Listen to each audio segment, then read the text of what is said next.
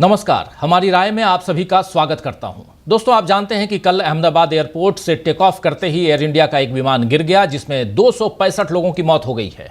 265 इस तरह से क्योंकि 242 तो इसी विमान में थे, 230 सवार थे, उसमें पैसेंजर थे और उसके अलावा 12 क्रू के मेंबर थे, यानी टोटल 242 में से एक बंदा, एक पैसेंजर बच गया है। वो भी अपने आप में आश्चर्यजनक बात है। तो 242 में से 241 और उसके अलावा ये विमान जहां गिरा वो जूनियर मेडिकल जो छात्र थे उनका, यानी जूनियर डॉक्टर्स के का मेस था, वहां खाना खा रहे थे और वहां पर उसके ऊपर गिरा। तो इस प्रकार वहां जो लोग हताहत हुए, वहां जिनकी मौत हुई है, इसलिए ये मौत का आंकड़ा 265 पहुंच गया है। आज नरेंद्र मोदी पहुंचे सुबह सुबह देखने के लिए इस विमान हादसे को। एयरपोर्ट पहुंचे, अहमदाबाद एयरपोर्ट पे जहां यह हादसा हुआ है, और बताया यह जा रहा है कि नरेंद्र मोदी ने उस जगह का मुआयना किया है जहां पर यह हादसा हुआ है। अब प्रधानमंत्री एविएशन एक्सपर्ट हैं या नहीं, ये तो वही बताएंगे, नरेंद्र मोदी ही बताएंगे, क्योंकि इस जगह पर यानी इस घटना स्थल पर जाकर आखिर वो क्या देखना और समझना चाहते थे। खैर, फिर भी नरेंद्र मोदी जी गए, ये तस्वीरें आप देख रहे हैं। इससे बेहतर होता कि नरेंद्र मोदी फौरन नागरिक उड्डयन मंत्रालय यानी सिविल एविएशन मिनिस्ट्री और एयर इंडिया के साथ एक हाई लेवल बैठक करते, मीटिंग करते, उच्च स्तरीय बैठक करते। मंत्री, सचिव, तमाम उच्च अधिकारी सब इसमें शामिल होते, सुरक्षा मानकों की समीक्षा की जाती। इस तरह टेक ऑफ करते ही विमान क्यों गिरा, इसकी सारी संभावनाओं की पड़ताल होती। भविष्य में ऐसी घटनाओं, दुर्घटनाओं को रोकने के जो भी एहतियाती कदम हो सकते हैं वे सब उठाए जाते, तो प्रधानमंत्री के जो बहुमूल्य समय का थोड़ा सा सदुपयोग होता। हां, इसमें एक बात, केवल एक ही नुकसान रहता कि दुर्घटना स्थल से अलग अलग एंगल्स के साथ प्रधानमंत्री की फोटो खींचना रह जाता। आप ये देख लीजिए तस्वीरें। शुक्रवार सुबह यानी आज सुबह तो मोदी की कई तस्वीरें आई हैं। एक तस्वीर में ऊपर विमान का हिस्सा लटका हुआ है, मोदी सिर उठाकर उसे देख रहे हैं, और ये तस्वीर से ये जो तस्वीर है वो नीचे से ऊपर खींची गई है, यानी इसके लिए फोटोग्राफर को लगभग लेटकर फोटो खींचनी पड़ी होगी। तस्वीर देख लीजिए आप। यही मोदी के प्रचार का कमाल है दोस्तों। कुछ भी हो, अलग अलग एंगल्स छूटना नहीं चाहिए, अलग अलग एंगल से फोटो खींचना नहीं छूटना चाहिए। वो फोटो आएगी, चाहे गुफा में ध्यान लगाएं, चाहे विवेकानंद मेमोरियल में मौन चिंतन करें, केदारनाथ के दर्शन के लिए चढ़ें या विमान हादसे का मुआयना करें, तस्वीरों में कोई कमी नहीं होनी चाहिए। बाकी दुर्घटनाओं का क्या है?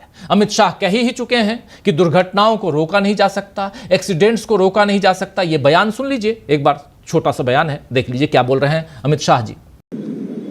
मैं एक बात जरूर कहना चाहता हूं कि ये एक्सीडेंट है, एक्सीडेंट को कोई रोक नहीं सकता। तो देश के गृह मंत्री ने जब जिम्मेदारी से पल्ला झाड़ ही लिया है, तब मोदी हादसा स्थल पर नहीं भी जाते तो चलता, लेकिन वही बात कि फोटो सेशन का मौका भी छूट जाता। बाकी अहमदाबाद तो उन्हें जाना ही था, उनके गृह राज्य गुजरात का मामला है, मणिपुर तो है नहीं कि न भी गए तो फर्क नहीं पड़ता। वैसे भी गुजरात में 2 साल बाद चुनाव है। पिछली बार मोरबी पुल हादसे के बाद भी बीजेपी को वोट मिल गए थे, उसमें आम नागरिक मारे गए थे, लेकिन इस बार मामला हाई प्रोफाइल भी है और अंतर्राष्ट्रीय भी बन गया है। खबर है कि ब्रिटेन अपने नागरिकों की मौत की जांच करेगा। अब उसे गृह मंत्री बोलकर दिखाएं कि दुर्घटनाओं यानी एक्सीडेंट्स को रोका नहीं जा सकता। अगर हिम्मत है तो गृह मंत्री अमित शाह ब्रिटेन को बताएं कि यह नहीं हो सकता, इसको रोका नहीं जा सकता, क्योंकि ब्रिटेन तो सवाल करेगा कि जब दुर्घटनाओं पर आपका बस नहीं है तो फिर उड़ान के नियम, कानून, सुरक्षा मानक, आपदा प्रबंधन, ये सब क्या दिखावे के लिए भारत में बने हैं? जब आपको कोई जिम्मेदारी लेनी ही नहीं है तो फिर मंत्रालय का गठन भी क्यों किया गया? क्या केवल इसलिए कि मंत्रालय बताए कि सरकारी उड़ान सेवाओं में घाटा है और इस तरह सभी चीजों का निजीकरण कर दिया जाए? लगभग सारे विमानतल और बंदरगाह अडानी समूह के हवाले हो ही चुके हैं, तो थोड़ी बहुत सरकारी संपत्ति और प्रतिष्ठान जो बचे हुए हैं उन्हें भी अपने लोगों में बांटने का सिलसिला चल ही रहा है। अभी दिल्ली के चिड़ियाघर को आपने सुन लिया होगा। दिल्ली का चिड़ियाघर जो है वो अब अंबानी के हवाले करने की योजना बना ली गई है। इसके बाद पता चलेगा कि देश के बाकी अभयारण्य जितने भी हैं, जितने भी जू पार्क हैं, उनका भी सौदा हो जाएगा। पहाड़, खदानें, जंगल, तालाब, रेल, हवाई क्षेत्र, समुद्री इलाके सब व्यापारियों के हवाले कर दिया जाए तो फिर सरकार क्या केवल तस्वीर खिंचाने के लिए बनाई गई है, रील बनाने के लिए बनाई गई है? यह सवाल अब देशवासियों को उठाना होगा। विपक्ष तो काफी अरसे से इन सवालों को उठा रहा है, लेकिन कभी धर्म के नाम पर तो कभी राष्ट्रवाद के नाम पर उन्हें दबाया जाता है। अभी भी यही हो रहा है। जब पहलगाम हमला हुआ तो कहा गया कि सवाल मत करो, राष्ट्रीय सुरक्षा का विषय है, ऑपरेशन सिंदूर को लेकर कुछ मत पूछो कि कब चालू हुआ, क्यों रोका गया, क्यों सीज फायर की घोषणा जो है वो कोई तीसरा देश और उसके राष्ट्रपति डोनाल्ड ट्रंप करते हैं, क्या फिर से शुरू होगा ऑपरेशन सिंदूर? ये सारे सवाल आप नहीं कर सकते, क्योंकि सेना की प्रतिष्ठा का सवाल है। यहां सेना की प्रतिष्ठा का सवाल आ जाता है। अब अहमदाबाद हवाई दुर्घटना पर भी यही कहा जा रहा है कि यह वक्त दुख का है, सवाल पूछने का नहीं है। बिल्कुल सवाल मत पूछिए, किसी न किसी बहाने से बस सवाल मत पूछो, यही देश को समझाया जा रहा है। और जनता का मुंह बंद करवाकर अनाप शनाप खबरों को ट्रेंड करवाया जा रहा है। इस हादसे में एक व्यक्ति जिंदा बचा तो इस पर भी सोशल मीडिया पर बेतुके सवाल करने शुरू कर दिए गए हैं कि इस सीट पर बैठा व्यक्ति कैसे बाहर निकल गया, जब प्लेन गिर रहा था तो इसे कूदने की जगह कहां से मिली, यही एक व्यक्ति क्यों बचा, प्लेन का गिरते हुए वीडियो इतने पास से किसने बनाया, यानी जबरन इसमें साजिश ढूंढी जा रही है। उधर हिंदुत्व का खेल भी शुरू हो गया है कि एक व्यक्ति गीता लेकर जा रहा था और वो सही सलामत बच गया। अच्छी बात है कि एक किताब नहीं जली, लेकिन क्या यह सूचना उन दुखद कहानियों से बढ़कर है जो कम से कम 200 परिवारों का सच बन चुकी है? इस हादसे में एक नवविवाहिता बेटी को परिवार ने खोया है। उसे एयरपोर्ट छोड़ने उसके पिता आए हुए थे। लंदन निवासी एक भारतीय की पत्नी का हफ्ते भर पहले देहांत हुआ था। उसकी अंतिम इच्छा के अनुसार अस्थि विसर्जन के लिए पति खुद गुजरात आया था और इस दुर्घटना में उसकी मौत भी हो गई थी। पीछे रह गए 4 और 8 साल के 2 मासूम बच्चे। उदयपुर का एक पूरा परिवार दुर्घटना का शिकार हुआ। एक मां पहली बार हवाई यात्रा करने जा रही थी। उसे दोहरी खुशी थी कि पहली बार वो जहाज में बैठेगी और उसके अलावा अपनी बेटी से लंदन जाकर वो मिलेगी, लेकिन वो खुशी जिंदगी भर के लिए दुख में बदल गई। वो मां अब इस दुनिया में नहीं है। दुख की ऐसी अनगिनत कहानियां हैं दोस्तों। इस हादसे के पीछे अनगिनत कहानियां छोड़ दी गई हैं, जो कि कहानियां छूट गई कह सकते हैं। जो विमान में सवार थे उनकी जिंदगियां जो हैं वो चली गईं।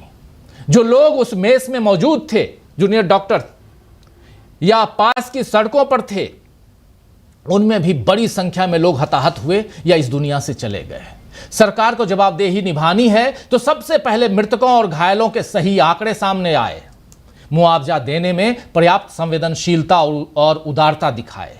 इसके बाद जिम्मेदारी तय करके भविष्य में सुरक्षित यात्राओं का भरोसा दिलाए। लेकिन इन सब की जगह सड़क पर फोटो सेशन और सोशल मीडिया पर कांग्रेस और राहुल गांधी को कोसने का सिलसिला चल रहा है। कल ही राहुल गांधी ने एक संवेदना वक्तव्य इसी मसले पर करते हुए एक ट्वीट किया। राहुल गांधी का ट्वीट, लेकिन उनके ट्वीट को कोट करते हुए एक नफरती जवाब चर्चा में आया, जिसे इस जवाब को ये आप देख लीजिए स्क्रीन पर, जिसे बेंगलुरु के रहने वाले किसी अनुभव गुप्ता ने लिखा है। और कहा जा रहा है कि अनुभव गुप्ता सैमसंग नाम के एक एमएनसी में काम करता है। लेकिन राहुल गांधी के बुरे की कामना करने वाला अनुभव गुप्ता अकेला नहीं है दोस्तों।